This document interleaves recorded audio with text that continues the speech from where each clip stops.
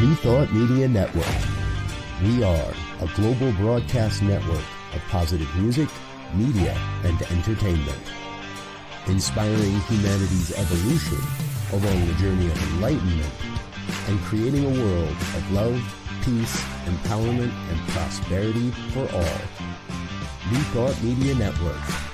Positively inspiring.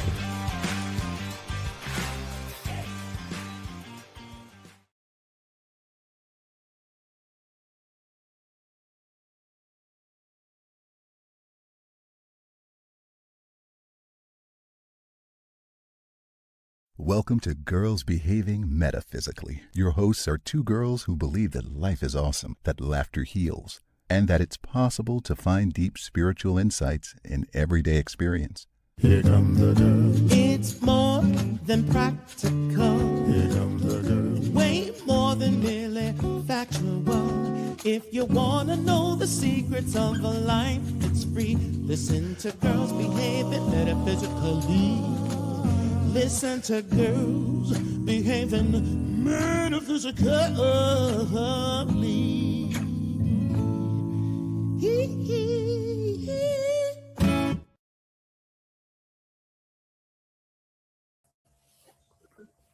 Hello.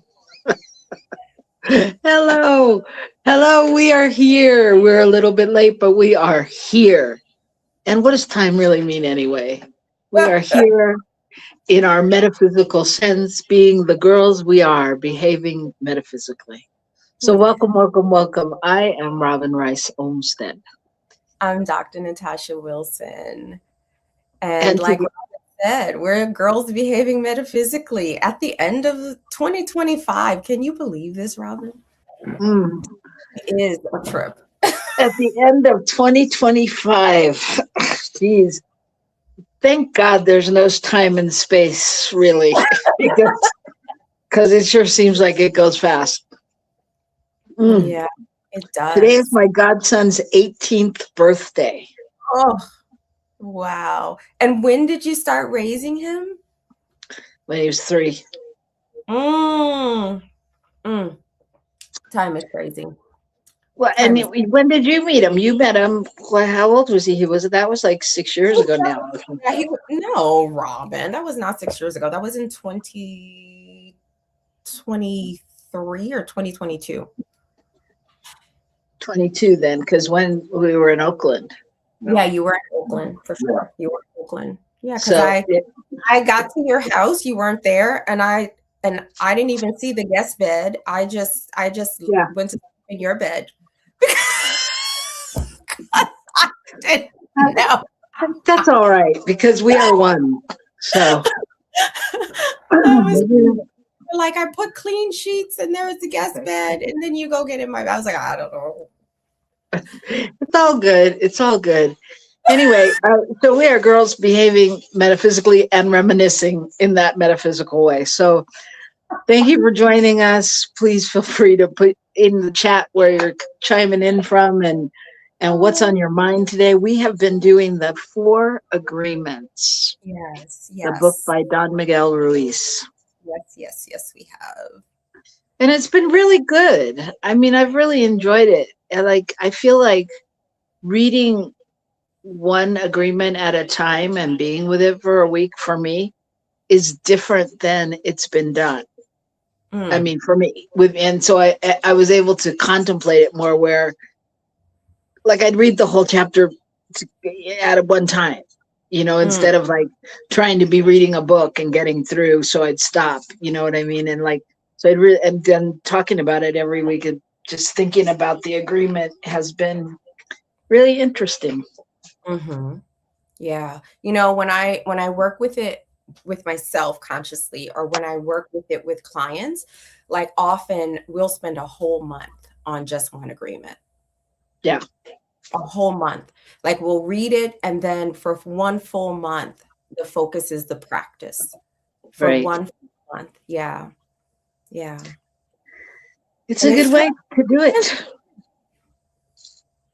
Yeah. Transforming.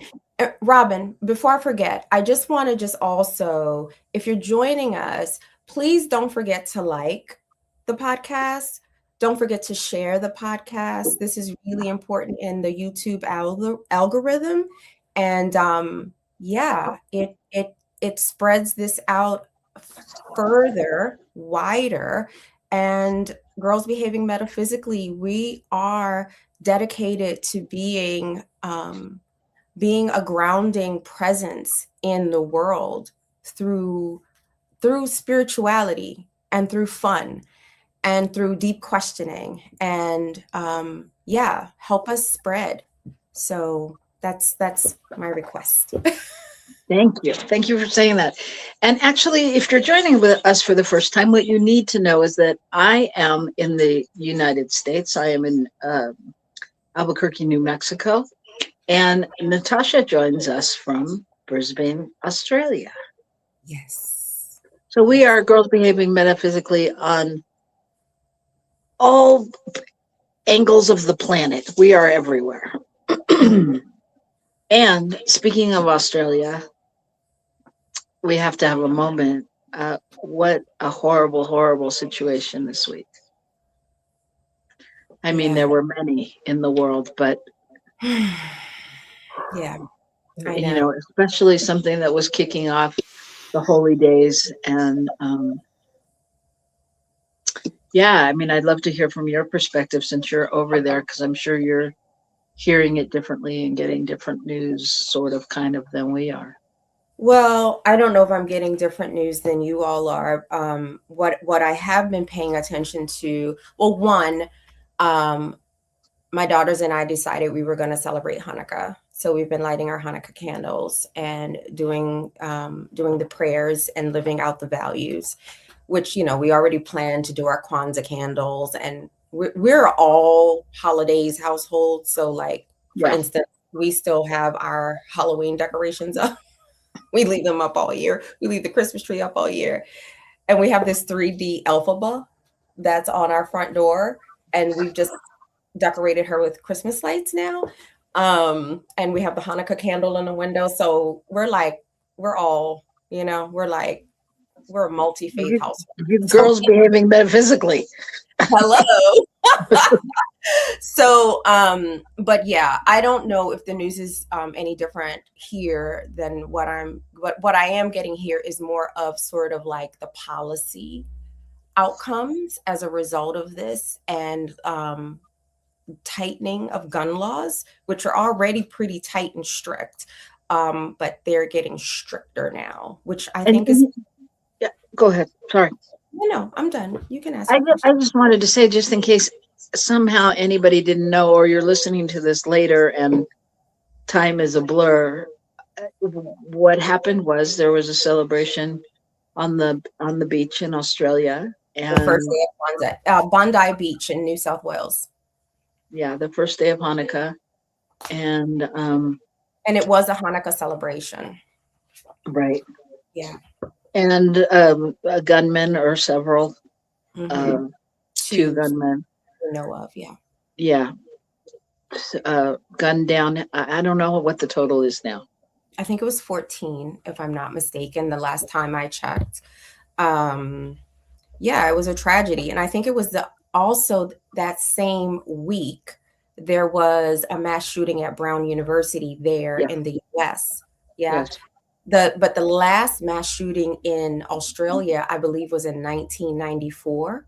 And then they they passed all these really strict gun laws, and people like willingly went and handed in all their guns after that massacre. It was a school massacre.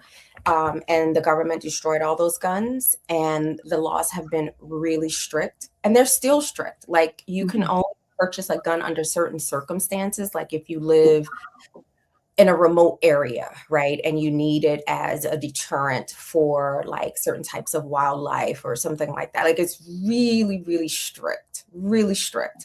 And so, yeah, it's just, yeah. It was sad. I was sad. I was angry. It brought me back to, Sandy Hook, right? Because Sandy Hook literally happened a couple weeks after my two brothers were murdered.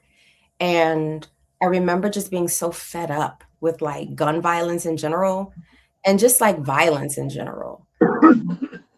But it was very sad, and I'm holding lots of prayer and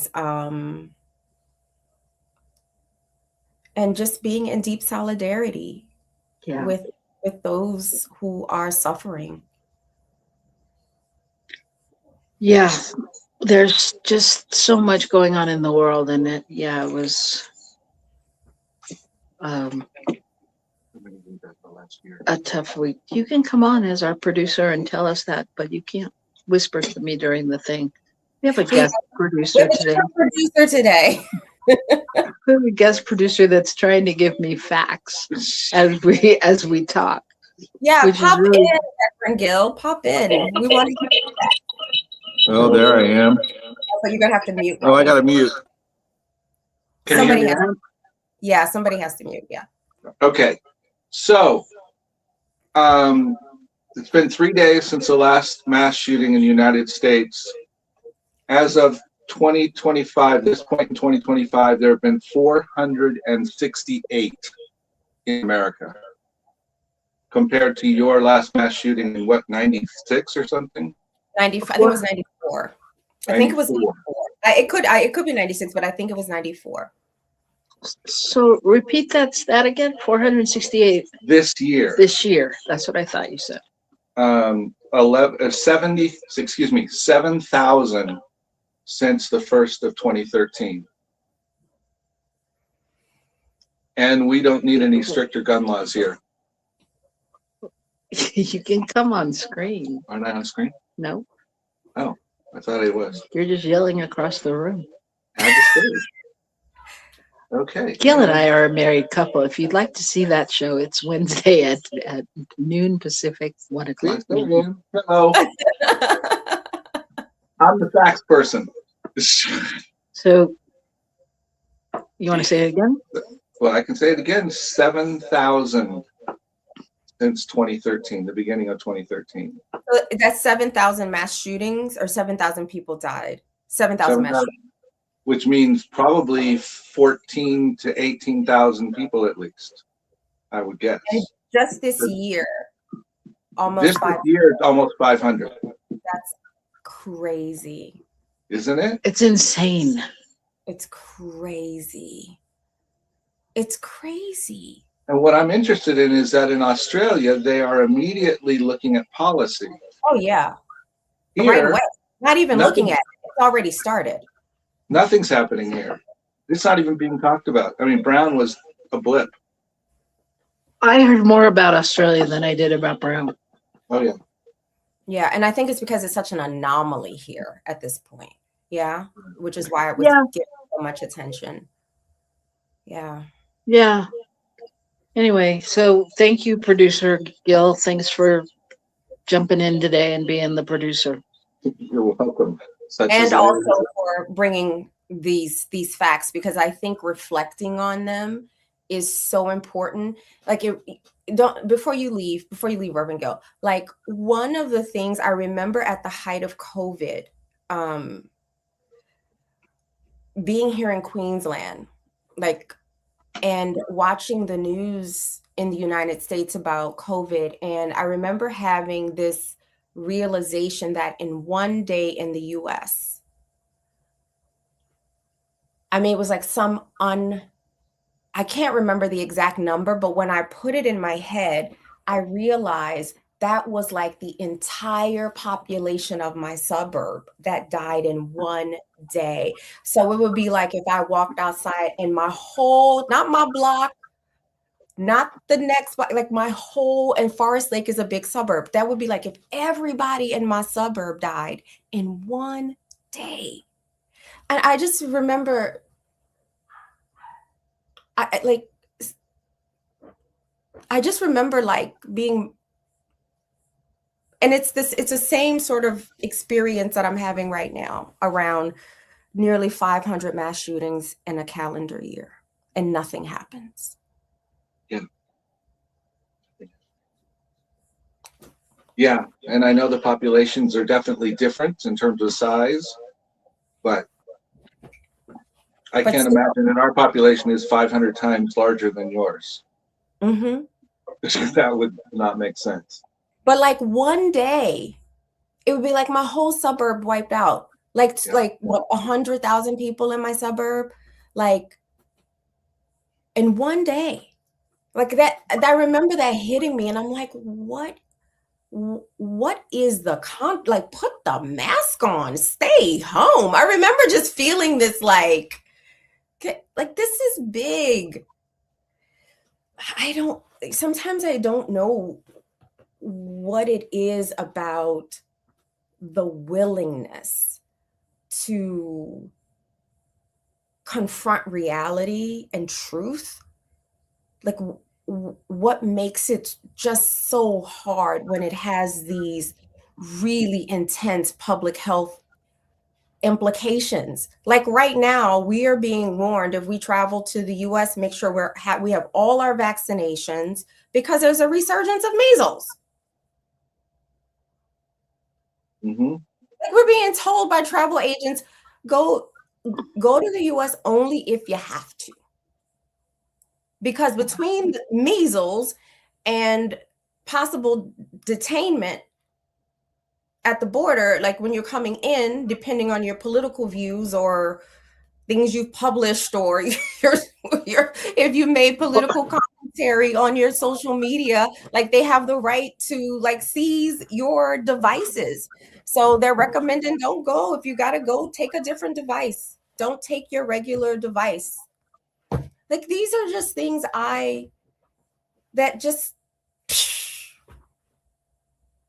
but also like not. Yeah. It's crazy. Yeah. It is. That's exactly it. And I think we don't need to try to make it sane. We need to keep calling it exactly what it is. And it's crazy. You know, in part, I think it's because America has come to believe that there truly are alternate facts, that you can have different sets of facts for the same event or the same situation. You can have different sets of opinions, but you can't have different sets of facts. For sure. You know? Yeah, Somehow absolutely. we bought into that here. But we don't have an option at this moment because we hear the different set of facts all the time. I mean, it's crazy to me that the news can really be so different depending upon your political view, because it used to be the news was pretty much, solid down the line, and like your personal whatever preferences were out of the way. But now it's just it's like a production. It's a show. Mm-hmm. Yeah. But I did hear today that the board that Trump has appointed at the Kennedy Center has voted, and it will now be called the Trump Kennedy Performing Arts Center or whatever. So good times. Wait, the board has been removed that he appointed at the Kennedy Center?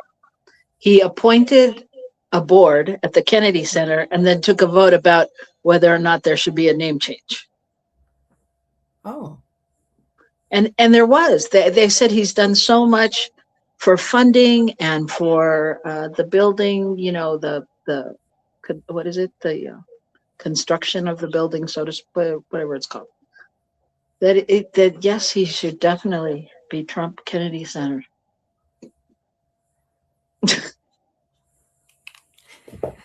Okay. I just have to say this, okay? Yeah. Last week, okay, I've gotten rid of all my social media. The only social media that I have not gotten rid of is like an Instagram account, and that's because I can't, for some reason, Instagram won't give me my password. But I've been able to get rid of like a really old Facebook account that I was locked out of for like a really long time. But it was like my account where that was still connected to my brothers who were murdered in 2012.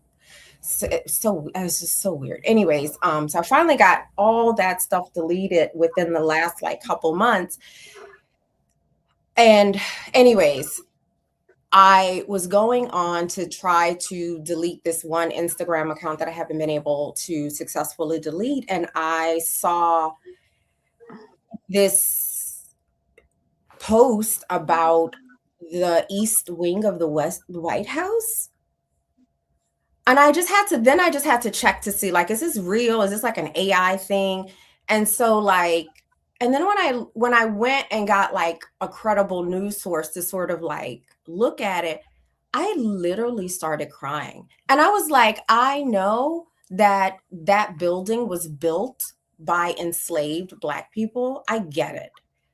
And that enslavement of Black people is a part of the American legacy that I think we really still have a lot of work to do around, which is not going to happen in this administration because they're making anything that has to do with race like almost illegal, or racism. And I cried. I just like, I cried. I just cried. I remember like having these moments of watching Michelle Obama, like when she would do things in the East Wing or put on events in the East Wing, mostly around like getting kids like healthy and moving, and just like, I remember Dr. Jill Biden, and legendary movement. I just grieve. I was so affected by that. Yeah, it's been very talked about here. I mean, for a long time, every late night host was, talking about the East Wing and everything, and it's just devastating. Like, I don't know. I mean, we grew up with this vision and this understanding of certain things in our country meaning something, and even if that meaning is like not clean, even if that meaning holds contradictions, right? Yeah. Like, it's still ours. And I think that's the thing. All this stuff is happening to our country. I have not relinquished my American citizenship. I remember Marianne Williamson on that call being like, yeah, don't do that if you can hang in there. But when I think about, I'm a tax citizen here, but I still have to file taxes in the US. I don't have to I pay them here because they have an agreement between the US and Australia. And from what I'm understanding, they're trying to end that agreement with Australia. But just the thought of my tax dollars being used to destroy the East Wing, being used to kill fishermen in the Caribbean, being used to fund what is happening in Palestine, like it is in Gaza. It is just like, I don't know. I have to be mindful because I'm like, okay, this is how the American Revolution started, right? No representation without tax, no taxation without representation. And right now we are not being represented. Our money is just being funneled to people who don't need any more money. I'm so over it. Yeah, there's a lot there. No, I'm over it. Did you want to say something, Gil? Well, I was just going to comment that on the East Wing thing, I don't know if you found it, but originally the statement was the East Wing wouldn't be touched. And then the next statement was it would just affect the outside portico a little bit. And the next thing after that, they were ripping down the walls. And apparently the Rose Garden is gone as well now. Well, it's there. It's just they covered it over. But there are no roses. Marble. Yeah, there are no roses. Oh, I think there's roses. The roses were always kind of around it. Okay. And then the middle part had grass, is how I understand it. Okay. I thought they paved over the whole thing. Me too. The images that I saw were it looked like paved over. Well, whatever it is, it honestly, it doesn't matter. The fact that we're talking about it makes me know that it matters. Whatever they did was enough to get people talking. And and forget what they did. The thing is, all the things that they're doing, and that we are not having a say in it, or that they, are that he didn't follow protocol to even do any of that demolition. Well, Right. because No, none of the protocol was, there's a system to do that, and he didn't yeah, follow it at all. he's a criminal. Okay. Yeah. I need to be careful. This is why I won't travel to the US right now. One, because I mean, I have all my vaccinations, but two, I am not interested in being detained. I told you that last time, Robin. I said, like, I don't want to end up in Guantanamo because I do have very strong political opinions. You know, like I was a delegate for Bernie Sanders. I'm very politically, my dissertation, like I write about politics, right? So, because the political is personal. It's not just an old feminist saying. And I have no desire to be detained or disappeared or any of that crap. So, and I've already had colleagues that have been detained because of their Really? scholarship. Wow. Well, and back to where we are, you know, that's part of, I think that's part of what we're doing here, you know, because being metaphysical and, you know, following certain things that we think doesn't mean You're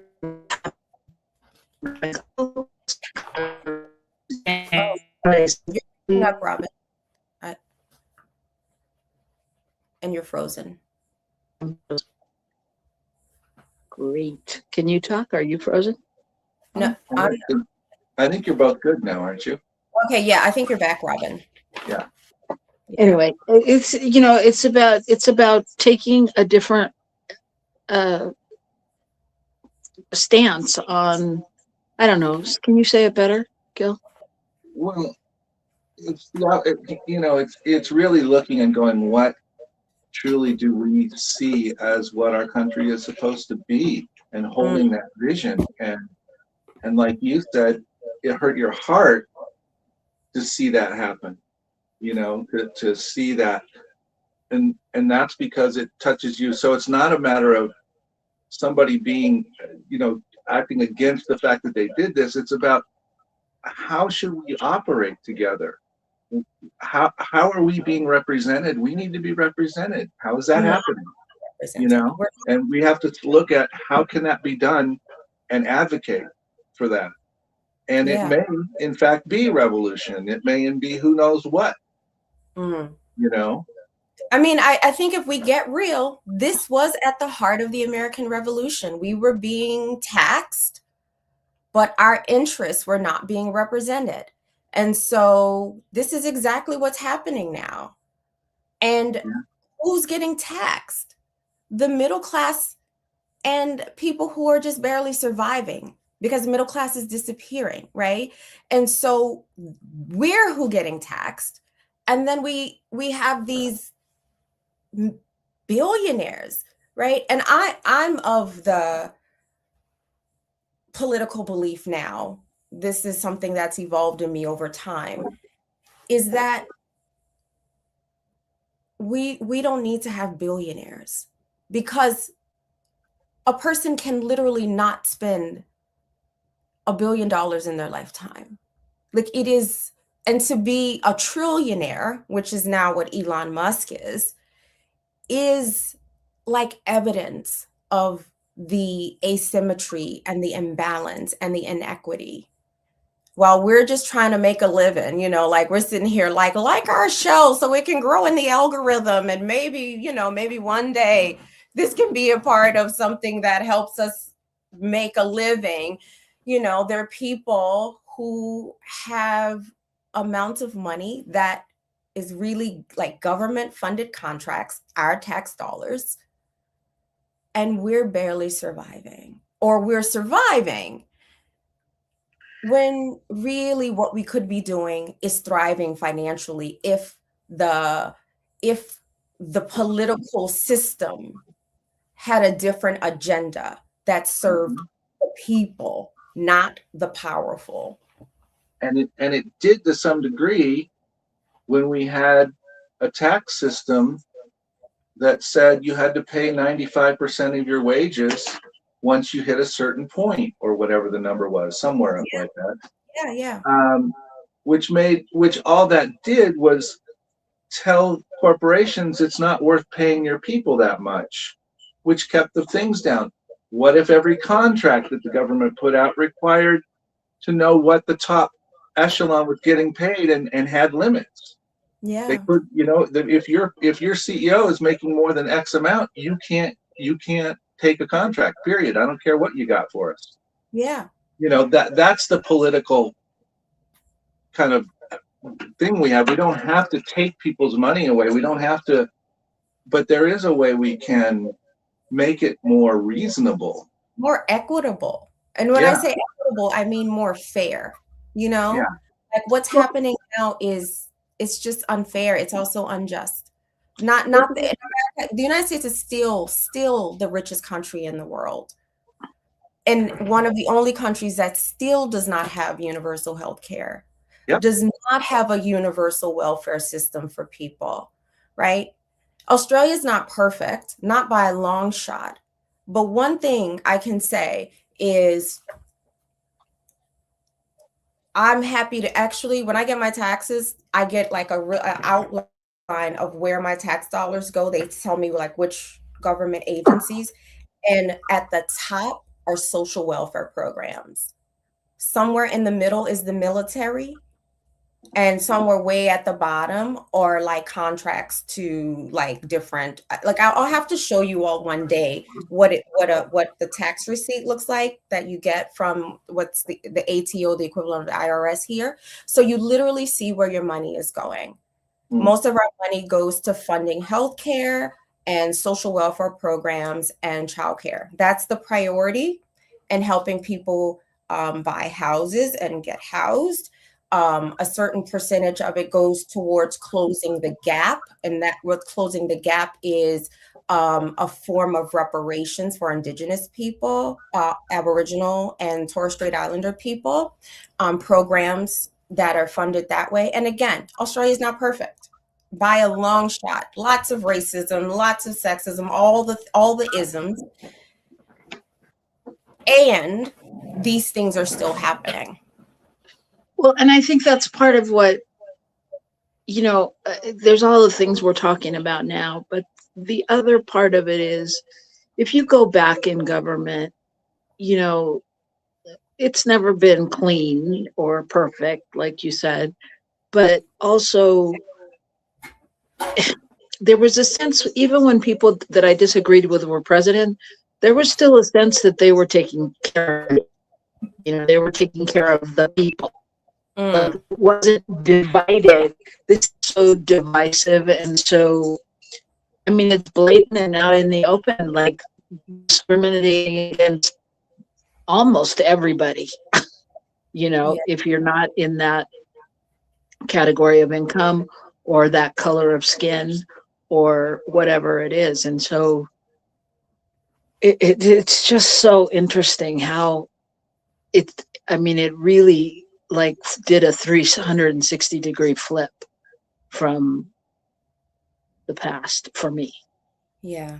I think, in so many ways, because I moved through this world as a person with brown skin and who's red as female, I didn't experience this as a 380 or 180 flip. The way I experience it is as this extreme expression of what was always trending, always.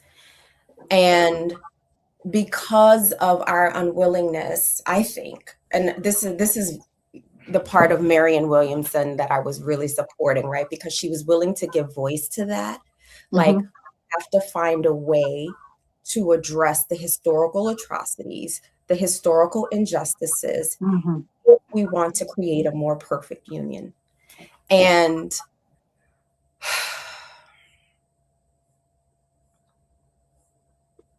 right now, it's just like the US, it's like it chose no. It chose no. And it's heartbreaking. It's heartbreaking. It's really heartbreaking. Because I still believe there's so much potential there. I still think, even though the world order is realigning, right? Like Australia and the European Union, and Japan, like they, you know, like they're doing their things without the US. They're moving forward. It's very different in some ways. I still think that we have a chance. And to me, this is the metaphysical piece. So whenever we see something in the physical world, for me, the question becomes, what is happening on the spiritual level that this is what we're seeing manifest in the physical world, right? And I really think, I remember my great grandma saying, and she used to say this about, she just say this about white people, because my great grandma, she worked for white people like her whole life. But she was like, things have to like hit them like a brick, right? To see that, right? If we sink, they sink. But you know, like it just has to hit them like a brick. Right. And I think we're having that opportunity to sort of realize we're getting hit with the brick, and we can do two things. We can keep on denying that we've been hit with a brick and just like be like, oh, the blood. I'm just bleeding because, you know, a brick fell out of the sky. Or we can take this opportunity and like look at the brick and be like, okay, what needs to change inside myself? What do I need to do to confront my own fears? Whether it's fears that live within me, about me, or fears about the other, right? Because we really do sink or swim together. Yeah. Yeah. Wow. I didn't expect this conversation. Well, I didn't either, but we have given our producer a break because he didn't have to go to a commercial break. And we only have about 12 minutes left. So what I'm suggesting is we will come back in the new year with the fourth agreement and wind it all up. And I think what we need to do in this moment after this discussion is pull a card. And I would even suggest let's pull a card to take us out into the new year, to really get us through this holiday season, to know what's being called forth. And this is where you put up the banner that says card pull of the week. Yeah. So what if you pulled a card for all the things that we've talked about this political thing right now? Okay. So I was going to use the Sufi tarot, and I think I'm still going to use that. And before I forget, I just want to share this with everybody. And I'm not sponsored by these people or anything. This is this Australian company. They make this drink. I don't know where the camera is. Oh, it's right here. Right? This is something I've discovered that is called functional non-alcohol. So it has adaptogenics and nootropics that really help settle the nervous system. I have ordered 3 cases. They are fabulous. I just want to say that. So anybody whose New Year's intention is to drink less, check them out, because I'm like, I might see if they can sponsor us, actually. I'll see. I'll reach out, because they did ask me to give some feedback. So there you go. Then we could just change our logo a little and have their drinks in our hand, pouring them into the campaign. I'm gonna reach out to them. I'm gonna be like, look, I'm plugging y'all stuff because I love it. It's really it's so supportive of like one's nervous system. Like, and I think we can all use a little bit of nervous system regulation in this world right now without between the news and all the epidemics going on. I mean, there's more than the measles here. There's the flu and COVID, and it's craziness. Yeah. Craziness. It is. All right. So am I pulling this card now? Is that what we're doing? Pull it now. All right. Robin, you want to just sort of, or Reverend Gill, give a call? Oh, well, I'll just say what popped out. Okay. So we'll just go with that. Let me see. The card at the top is this. So 3 cards fell out. I'm going to go with the middle card. So it is the dervish. which I don't know what it means. So I got to get the book, guys. So give The me one whirling I was dervish. gonna say, is that what that is? That sounds like a plethora of activity going on, which is pretty much what we talked about. Robin, do you remember when I was going to that interfaith seminary in Maine, and we had a Sufi teacher come in to work with us? Like it was the week, it was Yeah. a month or whatever. We were working with the principles of Islam. Oh, here it is. I found it. The page popped right onto it. Yay, look at that. And I had they taught us to do the sort of the whirl, like there's a technique involved in the whirl. And oh my God, I did it. And I remember like our whole class was doing it. And I just kept doing it because at one point, and I think this is because like I love movement as a part of prayer, and that's what it is. But there was this point in the whirling where every single person that was there just became like points of light. So it was like almost like I was in the cosmos. Every single point, I was just in, like I felt like I was in a spiral gap. Every single person became a point of light. And when I finally stopped, I have no longer idea how long I was doing it, but everyone had already stopped. And I just immediately realized that I'm in the heart of God. It was so profound. And so my prayer after that was I just remember being so intense. So, and then, you know me, I was like, I gotta go to Turkey so I can go study this. Yeah, you're a little impulsive on those things. I know, but I didn't do it. So I wasn't that impulsive. So this is the card, Dervish. And so in the Rider-Waite Tarot, this responds to the card that's called the Hermit.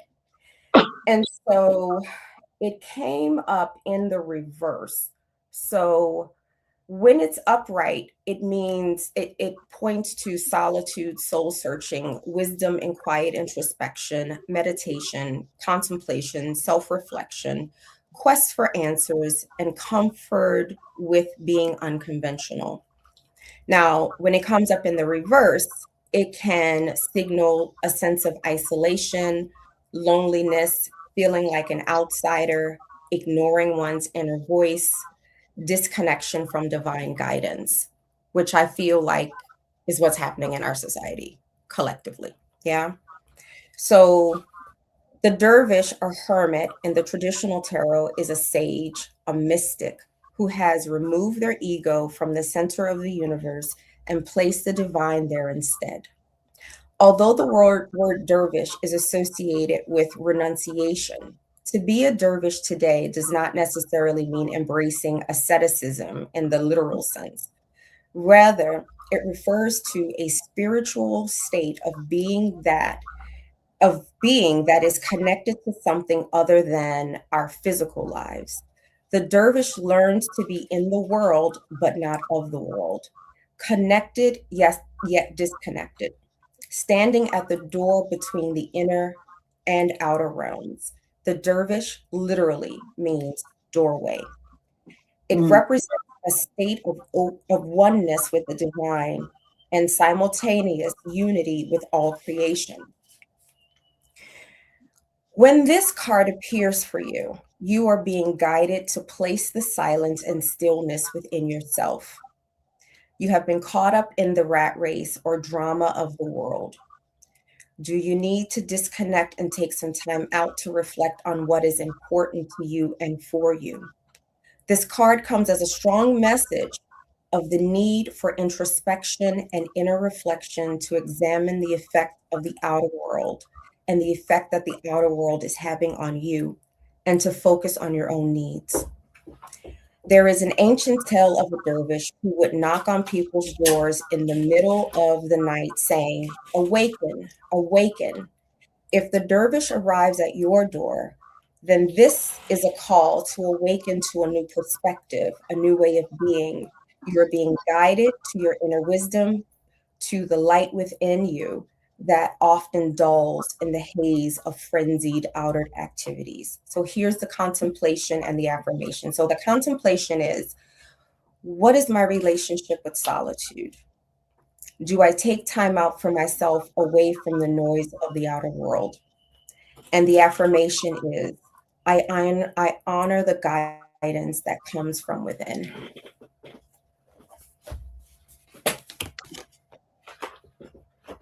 There we have it.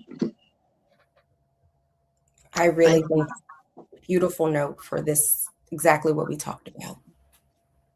Yeah. It is. It's a beautiful thing to take into the end of the year. And just to truly be able to be with that and, be that. Again, what we're called to do on the planet is to be love, and how can we remain in that state during all the things that appear to be different than that?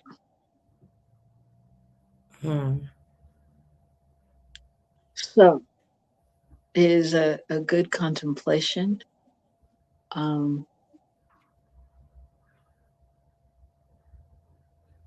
Yeah, it's a good contemplation and to take out into the world as we close out this 2025 year. What we know is that we'll return in January and continue to explore the four agreements and the depth of who we are and why we're here, and because each and every one of you make a difference on the planet, even when it looks like this, like a mess, or like maybe it looks great to you, but whatever, when it appears to be not harmonious, And so we just let's take that out into the holidays. And I actually just read a thing that said that Time Magazine announced its picks for People of the Year, and they didn't include Donald Trump on that list, and so they're expecting they're expecting some pushback from MAGA or something. And what I think is, let's I want to send prayers to Donald Trump, actually, and hope that somewhere in his being he can find that place of really living into being the person of the year for himself, instead of having it to be outside of himself with all of us and his name on buildings and his lawsuits and firing people and all of those things. And those are just the things we know about. Yeah. And that's a really beautiful prayer, Robin. And it is this, not that it's evidence is needed, but it is evidence of just how beautiful your heart is and your willingness to see unity even in the face of so much division. What I would request, if our guest producer would bless us with that, is also a prayer for those who are suffering because of the unhealed state of the person who we call Donald Trump.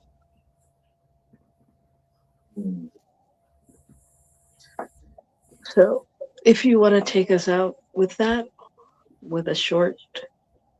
All right. I am knowing right here and right now that each and every soul is absolutely required and filled with the Spirit, because there can be no other way. Each of us is simply a representation of the One. Each of us is just an aspect of the One. And so I am knowing that all persons are valued, all persons are seen, all persons are allowed to find their way. And in the midst of that, we would pray that those that are struggling so hard find a way to release, that they are given the release mechanism for themselves, that they can step into the fullness of who they've always been, that we can each step into the fullness of who we've always been. And from that space of fullness, we can allow our cup to overflow and to continue to touch the world all around us. And so I just invite everyone to turn within, to know the truth of who I am, who you are, who is that? And to know that spirit is always there, and there is no place we can escape that. For we are in the absolute image of spirit. And we have been created whole, perfect, and complete. So I just speak that, hold that, give thanks for it, and allow it to be. So it is. And so it is. Happy holy days to all. And we will see you in 2026. Yes. All right. All right. Be the love, everybody. Bye. Bye.